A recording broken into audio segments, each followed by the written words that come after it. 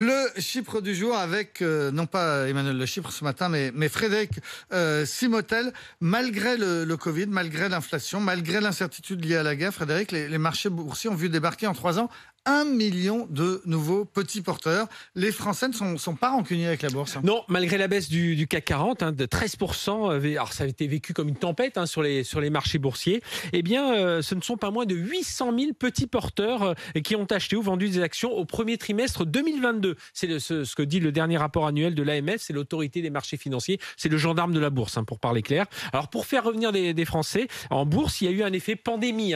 La brutale chute des marchés en mars 2020, les particuliers se sont alors lancés dans l'achat d'actions à prix cassé. Et puis avec le confinement, ils étaient chez eux, tranquilles, donc ils pouvaient un petit peu boursicoter en ligne. Et puis ils s'y sont habitués. Mais la pandémie, c'est pas le seul accélérateur. On a déjà vu fin 2019, on avait senti cet appétit lorsque la Française des Jeux est entrée en bourse. 500 000 épargnants s'étaient manifestés. Et puis il y a aussi le fait que le livret d'épargne rapporte moins. Donc l'attrait pour la bourse s'est aussi accentué parce que les autres épargnes, ça rapporte beaucoup moins. Alors combien sont-ils ces petits porteurs et est-ce qu'on a une idée de leur profil? Alors, donc 1,6 million cette année, en 2021, ont été actifs sur les marchés. Et vous l'avez dit, 1 million de nouveaux investisseurs en 3 ans, avec des profils complètement différents des investisseurs traditionnels. Ils sont plus jeunes, moins calculateurs par rapport au risque, et puis ils passent par des plateformes d'épargne en ligne, par des néo-courtiers. Voilà, les applis en ligne en fait beaucoup. D'autres s'appuient sur l'assurance vie, sur des produits financiers, sur des fonds en euros.